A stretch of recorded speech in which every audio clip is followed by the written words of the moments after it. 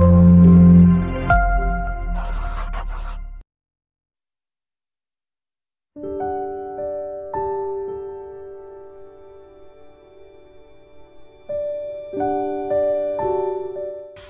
hari ini kita temui beliau. Ini orang unik, kontroversial. Saya tidak tahu nanti teman-teman setuju atau tidak dengan gagasan-gagasan beliau. Kalau tentang cinta mungkin banyak setujunya, tapi beliau punya gagasan-gagasan lain yang mungkin tidak cocok dengan teman-teman. Tapi marilah kita jelajahi dulu. Urusan setuju tidak setuju nanti. Beliau ini filosof mistikus asal dari India.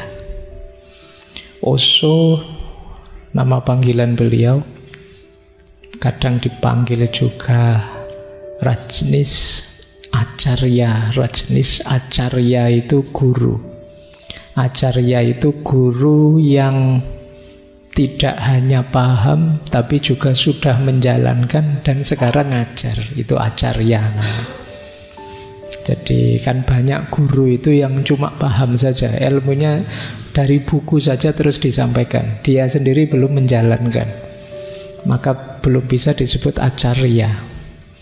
Sufi kok terus ngajar, itu mungkin levelnya kayak Acharya ini. Nah, saya tidak berani bilang saya Acharya. Ilmuku ilmu buku, mungkin juga ilmu Google sebagian.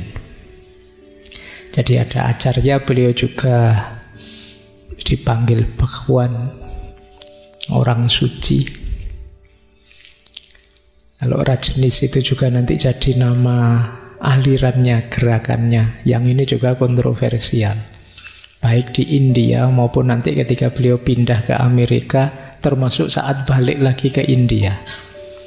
Ada banyak intrik-intrik, ada banyak kontroversi-kontroversi dalam baik gagasan-gagasan beliau maupun sejarah dari pergerakan beliau.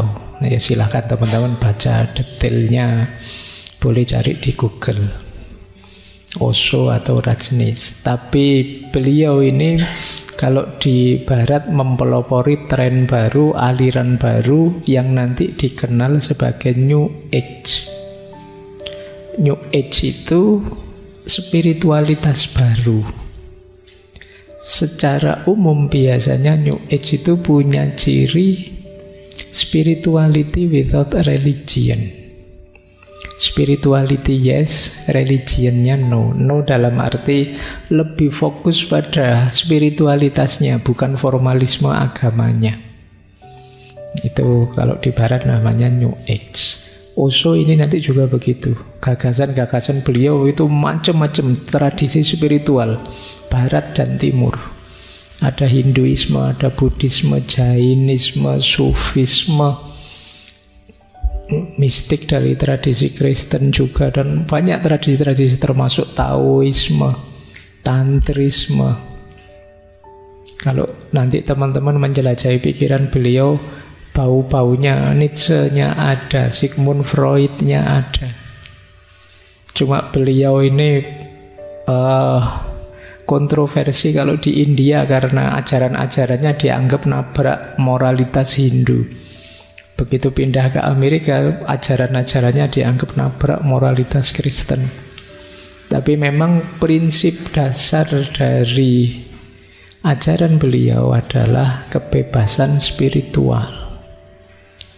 Jadi dasar kebebasan ini kan agak kontroversial karena manusia itu kecenderungannya keterikatan demi keterikatan. Kita itu kan mengidentifikasi diri kita sebagai bagian dari ikatan-ikatan tertentu. Nah, itu yang mau didobrak oleh Osho antara lain. Baik ya, semoga siap ya. Beliau ini kalau di India itu dipanggil, ini agak ledekan, yaitu guru sek. Unik ya. Kenapa? Beliau pernah nulis buku tentang sek yang itu sangat kontroversial. Karena di antara kebebasan yang ditawarkan oleh Osho adalah kebebasan seksual. Tapi nanti kita lihat Pak, ada konsepnya sendiri, meskipun ya kalau kita tidak biasa kita akan kaget dengan konsep itu. Kalau di Amerika dikenal sebagai guru Rolls Royce, karena beliau ini ceritanya kaya raya luar biasa, kemana-mana pakai Rolls Royce, nyentrik. Kalau pakai baju ya kayak baju orang kaya. Ini semacam sindiran. Dan ada ceritanya seorang muridnya yang ingin membelikan beliau mobil Rolls Royce itu, ingin dibelikan 365 mobil biar tiap hari bisa ganti kalau ingin pakai ya. Oke, itu beberapa kontroversi di Amerika. Akhirnya beliau ngalami juga ditangkap, dipenjara, kemudian dideportasi. Sampai kemudian balik lagi ke India, di sana mulai lagi dengan aktivitasnya. Tapi beliau meninggalnya agak muda, usia 58. Kelahiran 31, nanti meninggalnya 90. Ada yang bilang ya meninggalnya beliau ada konspirasinya juga. Baik, dan gagasan-gagasannya sampai hari ini luar biasa. Dicetak dalam banyak buku, tersebar di banyak organisasi, lembaga. Mungkin di Indonesia juga ada mungkin semacam organisasi-organisasi tertentu yang mengafiliasikan diri dengan ajaran-ajarannya Osho. Dan luas gagasannya, cuma malam hari ini kita bahas satu bagian saja, yaitu tentang cinta. Jangan minta saya bahas yang tadi ya, yang bagian seksnya. Saya tidak tahu, mungkin ngaji filsafat tidak jodoh dengan itu. Teman-teman mungkin banyak yang tidak tahu. Ngaji filsafat itu sesi keberapa dulu kita pernah membahas tentang Kama Sutra. Mungkin tidak diizinkan sehingga rekamannya gagal. Ngajinya tetap jalan, tapi rekamannya yang gagal. Jadi memang tidak ada rekamannya. Baik, ya berarti mungkin sama Allah kalian dianggap belum cukup umur untuk ngaji itu. Oke ya, karena nanti di antara ajarannya Osho itu kan ada namanya ajaran tantra, tantrisme, yang di antara jalan spiritual ada yang lewat aktivitas seksual. Bukan, tidak harus dimaknai seks bebas, tapi aktivitas seksual itu bagian dari apa ya, kalau bahasa Islam mungkin ibadah. Jadi jangan berhenti hanya pada rutinitas fisiknya. Anggap itu sesuatu yang sakral, yang bisa mengantarkan kita ke ranah spiritual. Jadi ada pemaknaan-pemaknaan yang mendalam terhadap aktivitas itu. Baik, bismillah ya, kita mulai biar karena materinya agak panjang. Yuk. Saya buka dengan kalimatnya Osho. Tidak ada cinta yang biasa. Cinta itu tidak mungkin biasa-biasa saja. Kalau biasa-biasa maka itu bukan cinta. Menyebut cinta sebagai hal biasa berarti salah memahami seluruh fenomena cinta. Cinta tidak pernah biasa. Cinta selalu luar biasa dan selalu spiritual.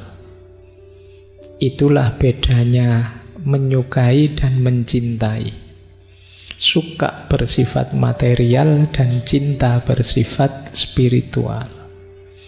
Ini ada dua ide di quotes ini. Yang pertama, cinta itu pasti luar biasa. Orang yang sedang mencintai, orang yang sedang meluap-luap dalam cinta, dia bisa merasakan luar biasanya cinta. Meskipun bagi yang tidak ngalami, rasanya biasa saja. Tapi itu luar biasa bagi yang ngalami. Kadang-kadang kan kita agak nyinyir, misalnya lihat teman kita dengan pasangannya, alah gitu saja kok. Tapi itu luar biasa bagi yang ngalami. Kalau rasanya biasa-biasa, di situ kata Osho mungkin belum cinta. Gimana kamu rasanya jatuh cinta? Alah biasa, ternyata ndak istimewa-istimewa amat. Mungkin ya belum cinta. Dia pengalaman yang pasti luar biasa dan tidak sekedar suka. Kalau masih hanya sekedar suka, berarti masih materi. Kalau masih materi belum cinta. Cinta itu spiritual, ke dalam, kerohanian. Kalau masih berhenti di fisikal, di materi, cantiknya, kayanya, enak diajak ngomongnya, itu masih mungkin masih suka saja. Belum ada unsur spiritualnya. Cinta itu ada unsur spiritualnya. Ada unsur rohaniahnya. Nanti uraian sampai belakang itu berhubungan dengan spiritual. Baik, jadi selamat bagi yang sedang jatuh cinta, Anda luar biasa. Bagi yang tidak, ya semoga segera. Ya, oke ya. Terus, ini juga quote, saya buka dengan 2 quote ini dulu sebelum ke teorinya ya. Orang bilang cinta itu buta karena tidak tahu apa itu cinta. Kukatakan kepadamu, hanya cinta yang punya mata.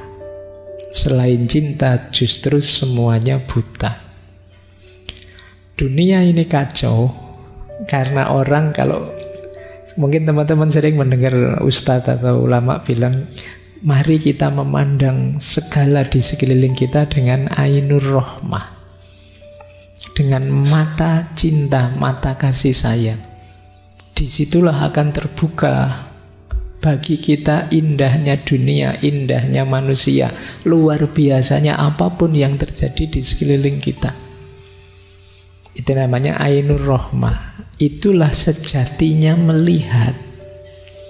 Selama ini mungkin kita melihat sekeliling itu dengan pandangan ambisi, kadang dengan pandangan kebencian, kadang dengan pandangan ego.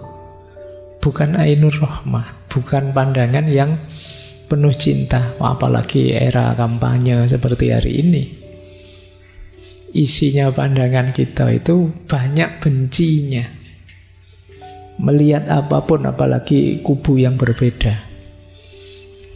Kadang-kadang hidup, isi pikiran kita itu kan persaingan, keunggulan, kemenangan. Gimana caranya saya nomor 1, yang lain belakangan saja, gimana cara. Itu isi pikiran kita itu. Maka ya cara pandang kita bukan cara pandang cinta, bukan ainur rohmah tadi. Ya seperti kalimatnya Maulana Jalaluddin Rumi, kita itu sering melihat manusia hanya casingnya. Kita tidak melihat di balik casing. Kalau di balik casing itu ada taman yang indah, kata Rumi. Yang itu bisa kita akses hanya dengan mata cinta, hanya dengan ainur rohmah. Ilustrasi sederhananya, kalau kalian sedang jatuh cinta, itu kan pasanganmu yang sedang kamu cintai, itu kan rasanya cantiknya luar biasa, tampannya luar biasa, indah luar biasa. Meskipun bagi teman yang sekelilingmu biasa saja. Alah wong cuma kayak gitu aja kamu sampai segitunya sih. Loh, kamu tidak melihat keindahan yang dilihat orang yang mencintai ini. Maka kalau ingin hidupmu serba indah, pakailah kacamata namanya ainur rohmah tadi. Mata yang penuh kasih sayang. Ketika melihat manusia, kamu lihat kebalik dirinya. Di balik diri manusia itu ada banyak ayat-ayat yang indah. Bahkan ada wa nafakha fihi min ruhi, unsur ilahiyah di dalamnya yang maha indah. Cuma kita tidak akan bisa melihat itu kalau mata kita mata persaingan, mata iri, mata benci, mata ingin menaklukkan. Itulah yang membuat kata Osho, hanya cinta yang melihat, yang lain semuanya